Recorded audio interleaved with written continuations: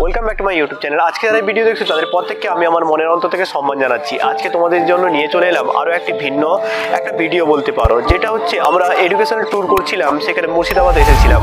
সেইখানে আমাদের প্রথম বাংলার নবাব অর্থাৎ মুর্শিদ কুলি খাঁয়ের যে রয়েছে বাড়ি দেখতে পাচ্ছ, সেই সম্পর্কে আমরা আলোচনা করব। তবে সম্পূর্ণ আমরা এখানকার ধারণা বা তথ্য পাওয়ার জন্য অবশ্যই আমরা গাইডে হেল্প নিয়েছি। উনি এখানকার ভূমিপুত্র, ওনার সম্পর্কে, এই জায়গা সম্পর্কে জানার জন্য আমি ওনার কাছে যাচ্ছি।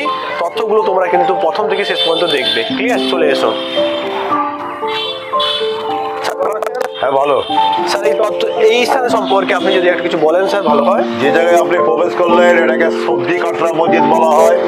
বাংলার প্রথম নবাব মুর্শিদ কুলি খাঁয়ের কাটরা মসজিদ। আর এই ধরনের 4টি টাওয়ারের মতন ছিল, যার মধ্যে 2টো রয়েছে। এটা অ্যাকচুয়ালি 1897 ভূমিকম্পে ক্ষয়ক্ষতি হয়ে যায় এবং এটা আর্কিওলজিক্যাল সার্ভে সেন্ট্রাল গভর্নমেন্ট না নিলে এটা ধ্বংস হয়ে যেত। এসআইয়ের আন্ডারে আছে বলে পরিবর্তন বা ডেভেলপ হয়েছে। এখানে 700 রুম আছে, দেখেছেন? পবিত্র স্থান, এখানে পবিত্র দিন ইসলামী কোরআন পাঠ করা হতো এবং বাইরে থেকে আসলে অতিথি ছাড়া মুসাফিরখানায় থাকার ব্যবস্থা ছিল। টিয়ের মতন খোপ আছে, সোনার প্রদীপ জ্বালিয়ে আলো করা হতো। আর কোনো বিদ্যুৎ বা লাইটের ব্যবস্থা ছিল না। এবং ইনি সুদাসন নারায়ণ মিশ্র এনার নাম ছিল। এনার বাবার নাম ছিল দর্পণ নারায়ণ মিশ্র। উনি হিন্দুর ছেলে মুসলিম কি করে হলেন? লখনৌ মিনা বাজার থেকে ওকে 8 বছরের বাচ্চা কিনে নিয়ে যে ওকে হারমে রাখা হয়েছিল এবং রাখার পরে ওনাকে নাম দেওয়া হয়েছিল হাদি আহমদ কুলি খাঁয়ের নামে। 17 বছর বয়সে উনি জানতে বুঝতে পান যে আমার বাবা বেঁচে রয়েছেন। বাবাকে প্রশ্ন করেছিলেন যে দর্পণ নারায়ণ মিশ্রকে যে আমি ব্রাহ্মণের সন্তান, ব্রাহ্মণ ধর্মতে থাকতে চাই, ব্রাহ্মণ ধর্মতে ওকে নেয়নি। এই ওনার মধ্যে ক্ষোভ বা রাগ ছিল। এই জন্য এই মুর্শিদাবাদকে আগে রঙ্গভূমি বা মক্সিদগান বলা হতো। এলাকা ছিল বর্গী এবং ডাকাতদের। বর্গীর রাজা ছিল বিরাট ডাকাত, ওনার পেশা ছিল লুটানো মেরে দেওয়া। বাংলা ইতিহাসে আমরা পেয়েছি এবং আরবি এবং পার্সিয়ালে পেয়েছি, উল্লেখ করে রয়েছে যে উনি এখানে এসে ঢাকার রাজধানীতে ওনাকে পাঠানো হয়েছিল এবং উনি হাতি বা ঘোড়া নিয়ে এসে এই জঙ্গল অবস্থায় পড়েছিল। এখানে ডেভেলপ বা পরিবর্তন উনি করেছেন এবং বিরোটাকালের শরীরের উপরে আটাক হামলা করে দমন করেছেন। অনেকে নিজে ক্যাপচারে নেওয়ার পরে বিভিন্ন জায়গার মন্দির ভেঙে নিয়ে এসে এই মসজিদ তৈরি করেছেন। 1704 হাত দিয়ে 1723 তৈরি করতে 19 বছর লেগে যায়। মনে রাখুন, এটাকে সবজি কাটরা বলা হয়।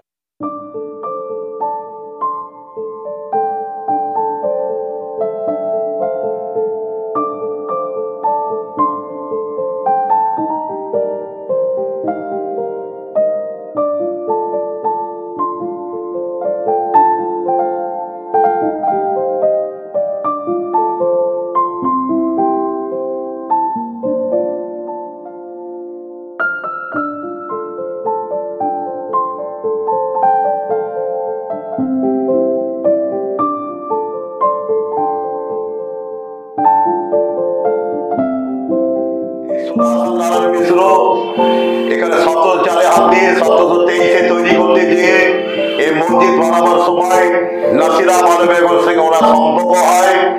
উনি ওকে নিকাহ বা বিবাহ করার পরে ওরা ছিলেন ফরিদ আলী খাঁ। এখানকার কর ইস্যু করে ঢাকা না দিয়ে পাঠানো হচ্ছে। রাস্তায় 4-5 জন চেপে ধরে যে আমি কিছু খাইনি, কিছু আমাকে দিন। এটাই দেওয়া হলো ওনার অপরাধ। ঔরঙ্গজেব এখান থেকে জরুরি একটা কাপড়ের লেটার পাঠিয়েছিলেন, তাতে পড়ে দেখেছেন যে একটা সোনার টাকা মুদ্রা সেরবি কম ছিল। এই জন্য নিয়ে ছেলেকে বলেন আমাকে না জানিয়ে খরচ করে তুমি বিশাল অপরাধ করেছো, তুমি কঠোর শাস্তি পাবে। নিয়ে ছেলেকে শাস্তি কি দিলেন স্যার জানেন? মুন্ডু কেটে সোনার সেরবি কপালে লাগিয়ে সোনা থালাকে যখন ঢাকাতে পাঠালেন, ঔরঙ্গজেব বললেন এই হাদি আহমদ কুলি খাঁ, আমি আপনাকে হিন্দু থেকে মুসলিম করতে বাধ্য করেছিলাম। এত স্বপ্ন, এত ভালো লোক স্বপ্নই জানলে নিশ্চয়ই লিখে পাঠাতাম না। এই মধ্যেখানে রেল কালেক্টর আপনি থাকবেন না। মোর অন্তর থেকে নবাবী পদ দিলাম। নবাবী নাম দিলেন বাংলার প্রথম নবাব মুর্শিদ কুলি খাঁয়ের নামে। আজকে মুর্শিদাবাদের নাম হয়েছে। এবং 4টি টাওয়ারের এরকম 6টা টাওয়ার ছিল, মানে পিলারের মতো। হ্যাঁ স্যার, এই পিলারের 6টা পিলারের মধ্যে তৈরি করা আছে এবং 1897 ভূমিকম্পে ভেঙে যাওয়ার ফলে এই ভেঙে পড়ে। আপনি লক্ষ্য যে হাফ ইঞ্চি, 1 ইঞ্চি, 1.5 ইঞ্চি ইট আছে একসঙ্গে, একই সাইজের ইট নেই কেন? এই টেরাকোটা ইটগুলো দেখা যায় প্রমাণের সঙ্গে যে বিভিন্ন জায়গার বিভিন্ন ইটের সাইজ রয়েছে, বিভিন্ন টেরাকোটার নকশা দেখা যায়। বাংলার প্রথম নবাব মুর্শিদ কুলির সময় এখানে নমাজ হয়েছে, তারপরে কোনো নমাজ পড়েন নিজেও, যেহেতু ওনার জামাই যখন সুজাউদ্দিন নবাব হলেন উনি মেনে নিলেন না। উনি বললেন যদি আমি এই মসজিদকে চালু করতে যাই বা নামাজ পড়তে যাই তাহলে আমাদের বিভিন্ন জাতীয় সঙ্গে একটা গন্ডগোল দাঁড়াবে, হিন্দু মুসলিমের একটা সম্পর্ক দাঁড়িয়ে যাবে। তার জন্য উনি বললেন এই মসজিদকে বাতিল করা হোক। এই মসজিদে কেউ নামাজ পড়তে পারে না, কেউ আজান দিতে পারে না, কেউ ফাতিহা দোয়া পড়া নিষিদ্ধ রয়েছে। যেহেতু এটা আর্কিওলজিক্যাল সার্ভে সেন্ট্রাল গভর্নমেন্ট নেওয়ার পরে এই নিয়মগুলো হয়েছে। এই মসজিদে কেউ কোনো জায়গায় দাগ মেরে দিতে পারবেন না, কেউ বাজে ব্যবহার করতে পারবেন না। এটা পবিত্র স্থানে পবিত্রভাবে দেখতে হবে। এবং দেখুন এখানে এই মাটির সঙ্গে মসজিদের টাচ নেই। আজকে এসি রুমে আপনারা থাকছেন, এসি থেকেও ভালো ঠান্ডা থাকতো, কেন যে মাটির গ্যাস গরমটা উপরে যাচ্ছে না।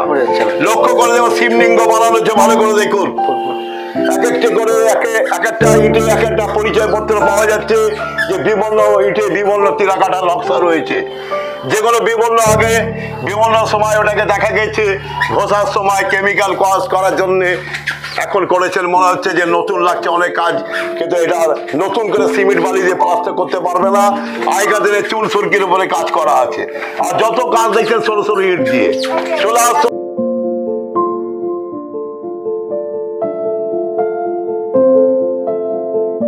লক্ষ্য করে রয়েছে আর ইটগুলো রয়েছে যে টেরাকোটা ইটের প্রমাণ, যে বিভিন্ন নকশা বিভিন্ন ইটে পাওয়া যায়। ইটগুলো দেখতে পাচ্ছেন, এই সমস্ত ইটগুলো যেগুলো বিভিন্ন ধরনের রয়েছে।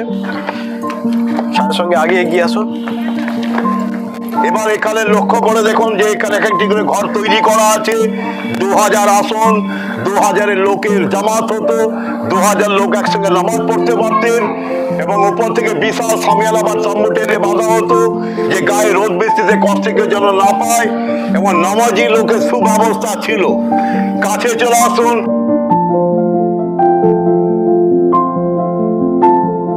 লক্ষ্য করুন যে পদ্মফুল দেখা যাচ্ছে, তার প্রমাণ রয়েছে যে আমাদের হিন্দু ধর্মের একটা স্মৃতিচিহ্ন। এই গেট এক ডিজাইনের নেই, বিভিন্ন গেট বিভিন্ন ডিজাইনে রয়েছে, বিভিন্ন গেট লাগানো হয়েছে বিভিন্ন জায়গা থেকে নিয়ে এসে, এই জন্য বিভিন্ন ডিজাইন দেখা যাচ্ছে।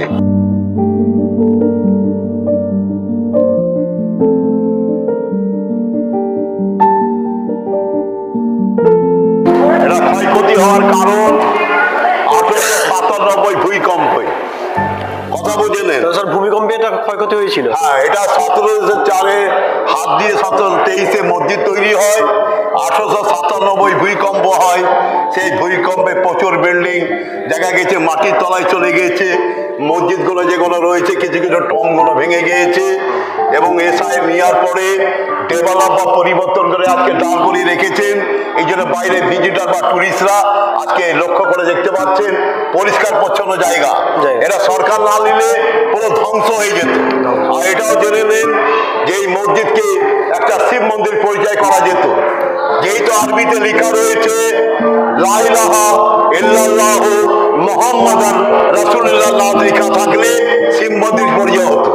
নবাব পরে ভাবলেন যে আমি নিজের ধর্মকে ক্ষয়ক্ষতি করেছি, আমি বহু পাপ করেছি, যদি আমার সমাধি হয় তাহলে সিঁড়ির তলায় হবে, হাজার হাজার লোক আমার উপরে যাওয়া আসা করবে, আমি পাপ থেকে মুক্তি পাবো। সেই প্ল্যানে 1725 করা হয়েছে।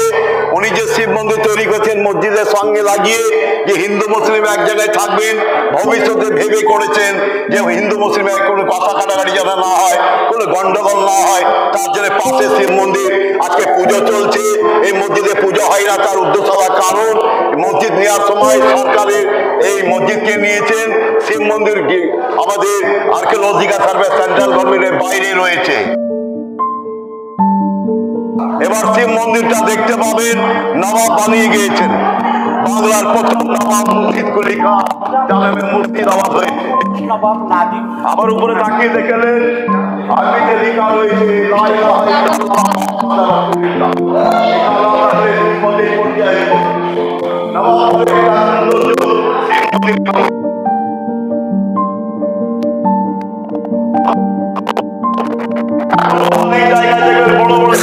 জাহাজের মধ্যে যে ঝাড়বাতিতে মোমবাতির সাহায্যে আলো হতো, আর কোনো বিদ্যুৎ লাইটের ব্যবস্থা ছিল না।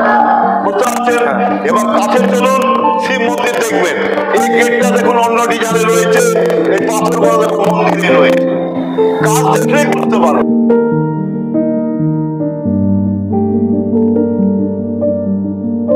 পাথরগুলো আকার দেখতে পাচ্ছ, এখানে যেমন মুসলিমদের রয়েছে ঠিক একইভাবে হিন্দু ধর্ম অবলম্বী মানুষদের ক্ষেত্রে সম্পত্তি রক্ষা করার জন্য এগুলো কিন্তু তৈরি করা হয়েছিল। ক্লিয়ার? স্যারের সঙ্গে আরো এগিয়ে আসি, আরো তথ্যগুলো জানার চেষ্টা করি। দেখুন এই ইটগুলো দেখছেন তো, তিরাকাটা ইটগুলো প্রমাণের সঙ্গে পাওয়া যায়, দেখেছেন? হ্যাঁ, স্যারের সঙ্গে আমরা দেখতে পেলাম এই সমস্ত দেখো নকশাগুলো দেখতে পাচ্ছ, যেগুলো ভিন্ন, এক একটা ইট এক এক রকমের বৈশিষ্ট্য বহন করে আছে কিন্তু। ক্লিয়ার? যে উপরে আসুন।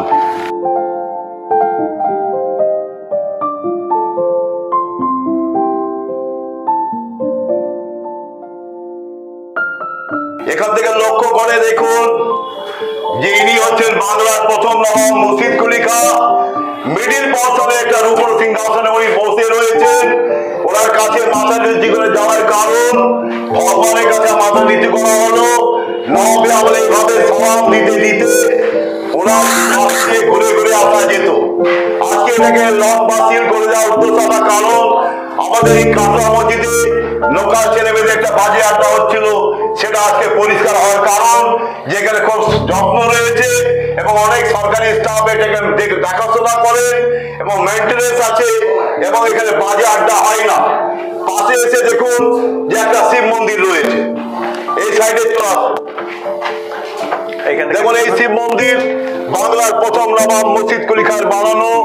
দেখে কিন্তু নতুন ভাববেন না, এটা বাংলার প্রথম নবাব মুর্শিদ কুলি খাঁর বানানো। যে পাড়ায় আমরা দাঁড়িয়ে রয়েছি এখানে একটা মুসলিম নেই। আমাদের হিন্দু ভাইরা সকাল সন্ধ্যা পুজো দিচ্ছেন, সরকারের বাইরে আছে এবং সবসময় খোলা রয়েছে। এবার আমরা যাচ্ছি নবাবের সমাধিতে আপনাকে পরিচয় করানোর জন্য বা দেখানোর জন্য যে সিঁড়ির তলায় সমাধি হয়েছে। নিচে নামার আগে নিজেকে সিরাজ ভাবতেই পারেন, উনি সার্কুলার খান নবাব ভেবে নিয়ে নবাব স্টেলে নাম মেলালে বহু উঁচু আছে, পায়ে লেগে যেতে পারে।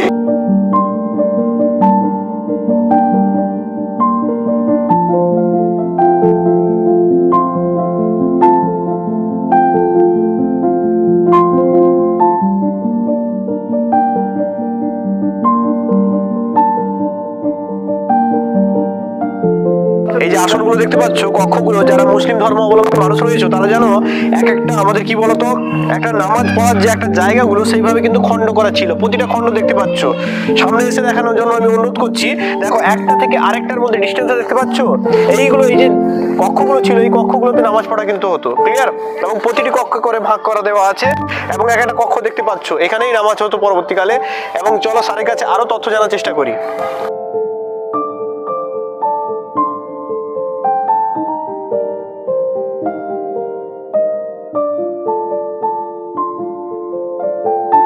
এটা হচ্ছে মসজিদের সদর গেট, সবজি কাটলা মসজিদের সদর গেট এবং সিঁড়ির তলায় ওনার সমাধি রয়েছে।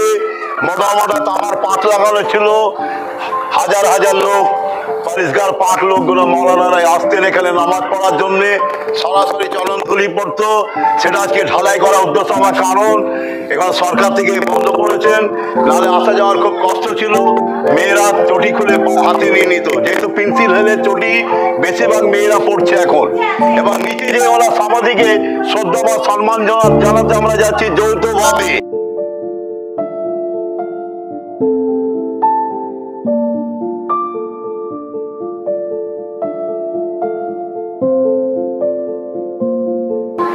এই যে টাওয়ারের মতো মিনার ছিল, ভালো করে শুনে নেন। আবার 1897 ভূমিকম্পে ভেঙে যাওয়ার জন্য মাত্র দুটো মিনার রয়ে গেছে, আর দুটো বাকি ভেঙে গেছে 1897 ভূমিকম্পে। আমরা যেখানে দাঁড়িয়ে আছি আবার বলে দিই, ইনার সিঁড়ির কাছে দাঁড়িয়ে রয়েছি। সিঁড়ির তলায় সমাধি রয়েছে বাংলার প্রথম নবাব মুর্শিদ কুলি খাঁয়ের। আগে মোটা মোটা পাত লাগানো ছিল, সেইগুলো আমরা কি করে যেতাম? আমরা হেঁটে চলে যেতাম। মেয়েরা হাঁটতে পারতো না, কেন? পেন্সিলের চটি হাতে নিয়ে তারপরে যেত। এই জন্য এসআইয়ের আন্ডারে আসার পরে আর্কিওলজিক্যাল সার্ভে সেন্ট্রাল গভর্নমেন্ট থেকে সুন্দর ব্যবস্থা করেছে, এখন হেঁটে যাওয়া কোনো ব্যাপার নেই। এবার আমরা যৌথভাবে ওরা সমাধিতে যাচ্ছে শ্রদ্ধা বা সম্মান জানানোর জন্য।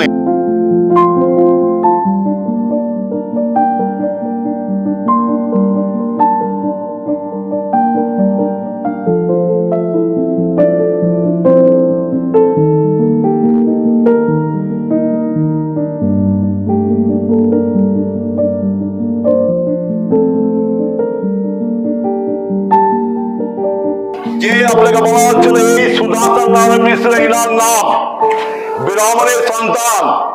আপনাকে কিছুক্ষণ আগেও বলেছিলাম, আবার বলে দিচ্ছি, এনার বাবার নাম ছিল দর্পণান নারায়ণ মিশ্র। মুসলিম হওয়ার কারণ যে ওনাকে লখনৌ মিনা বাজারে কিনা হয়েছিল 8 বছরের বাচ্চা, হারমে রাখার পরে 17 বছর বয়সে উনি জানতে বুঝতে পান যে আমার বাবা বেঁচে আছে। প্রশ্ন করেছিলেন যে আমি ব্রাহ্মণের সন্তান, ব্রাহ্মণ ধর্মতে থাকতে চাই, ব্রাহ্মণ ধর্ম তাকে নেয়নি। এটাও জেনে নেন 1725 যখন প্রাণ হারিয়ে দিলেন, পবিত্রভাবে কাঁচান করে সাদা কাপড় পরে মাটির তলায় রেখে দেওয়ার পরে একটা মার্বেলের প্লেট বসালেন। প্লেটে লেখা ছিল লা ইলাহা ইল্লাল্লাহ মুহাম্মাদুর রাসূলুল্লাহ। এবং যে সোনা চাঁদি যা দিয়েছিল ব্রিটিশরা জানে মুর্শিদাবাদে প্রচুর সমাধি আছে, সমাধির মধ্যে মাল আছে, বার করে নিয়ে চলে যায়। তারপরে গর্তে পড়ে থাকাকালীন কিছু মুসলিমরা এসে মাটি দিয়ে বন্ধ করে। মনে রাখুন আজকে ইনার নামে মুর্শিদাবাদ, ইনার নাম দিয়েছেন অরঙ্গজেব। বাংলার প্রথম নবাব মুর্শিদ কুলি খাঁর নামে আজকে মুর্শিদাবাদ।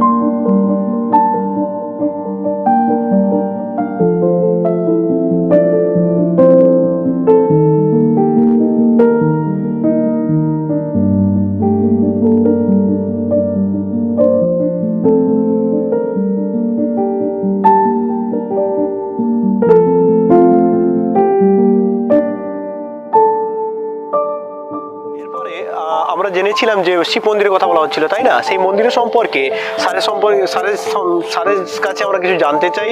এই মন্দিরের সম্পর্কে স্যার যদি কিছু বলেন। হ্যাঁ, বলে দিচ্ছি আবার। যে বাংলার প্রথম নবাব ছিলেন মুর্শিদ কুলি খাঁ, উনি তো ব্রাহ্মণের সন্তান ছিলেন। উনি নিজেকে চিন্তাধারা নিলেন যে আমার পরে হয়তো আমার হিন্দু ভাইরা খারাপটা ভাববে বা মুসলিমরা ভাববে, এই জন্য পাশে শিব মন্দির রাখা হয়েছে। এবং মসজিদে আজকে নামাজ হচ্ছে না, কিন্তু একসময় নামাজ হয়েছে। ওরা জামাই সুজাউদ্দিন এই মসজিদকে মেনে নেয়নি, বলে যে বিভিন্ন জাতীয় সঙ্গে আমি সম্পর্ক রাখবো বলে এই মসজিদকে বাতিল করেছেন। আর এই শিব মন্দির এখন আর্কিওলজিক্যাল সার্ভে সেন্ট্রাল গভর্নমেন্টের বাইরে রয়েছে, এসআইয়ের আন্ডারেও রয়েছে। এবং যেখানে যারা বসবাস করছেন আমাদের হিন্দু ভাই রয়েছে, সকাল সন্ধ্যা পুজো হচ্ছে। এবার আমরা দেখাতে যাব গাড়িতে চেপে বাংলার প্রথম নবাব মুর্শিদ কুলি খাঁ যে মেয়ে ছিল আজমুন্নিসা বেগম, তাকে জ্যান্ত সমাধি কেন দিয়েছে তার ইতিহাস সেখানে বলবো। বুঝতে পারছি, আশা করছি তোমাদের এই এডুকেশনাল যে ট্যুর হচ্ছে সেই ট্যুরের মধ্যে সম্পূর্ণ ধারণা তোমাদের বুঝাতে পারলাম। দেখো, এমন একটা নবাব, যে নবাবটা হিন্দু ধর্ম অবলম্বী মানুষ ছিলেন, পরবর্তীকালে ইসলাম ধর্ম গ্রহণ করার পরও একটা মানুষের মধ্যে হিন্দুদের প্রতি যত ভালোবাসা ছিল, ঠিক একইভাবে মুসলমানের তত ভালোবাসা ছিল। তোমরা দেখতে পাচ্ছ যে জায়গা দাঁড়িয়ে আছে এখানে যেমন নামাজ পড়া হতো, ঠিক একইভাবে তিনি শিব মন্দিরও তৈরি করে গেছেন। অর্থাৎ সাম্প্রতিক রক্ষা যেমন বর্তমানকালে খুব গুরুত্বপূর্ণ বিষয় দাঁড়িয়েছে, বর্তমান যুগে যেমন একটা হিন্দু আর মুসলমানের মধ্যে দ্বন্দ্ব তৈরি হওয়ার চেষ্টা হচ্ছে, সেই জায়গা দাঁড়িয়ে মুর্শিদ কুলি খাঁ কবে তিনি এই বাংলার মধ্য দিয়ে হিন্দু মুসলমানের মধ্যে সাম্প্রদায়িকতা রক্ষার জন্য তিনি যেমন মসজিদ তৈরি করেছেন, ঠিক একইভাবে তিনি মন্দিরও তৈরি করেছেন। তাই এমন একজন নবাব যার প্রতি সত্যি মন থেকে শ্রদ্ধা দিতে ইচ্ছা করে, তাই এই নবাব সম্পর্কে তোমাদের কাছে সম্পূর্ণ বিষয়, সম্পূর্ণ তথ্য তুলে ধরলাম। আশা করি তোমাদের এই ভিডিওটা ভালো লেগেছে। এবং সেই সঙ্গে আমাদের সাহায্য করেছেন এখানকার ভূমির পুত্র, তিনি সরকারি একজন শিক্ষক, তিনি সম্পূর্ণ ধারণা আমাদের কাছে দিয়েছেন। তাই ওনাকেও আমি আমার মন থেকে সম্মান জানাচ্ছি। এবং এই ভিডিও দেখার পর যদি তোমার মনে হয় এই চ্যানেলটিকে সাবস্ক্রাইব করা, অবশ্যই সাবস্ক্রাইব করবে, পাশে থাকা বেল আইকনটি প্রেস করে নেবে। এই বলে আজকে এই ভিডিও শেষ করলাম। তোমরা সবাই ভালো থাকবে।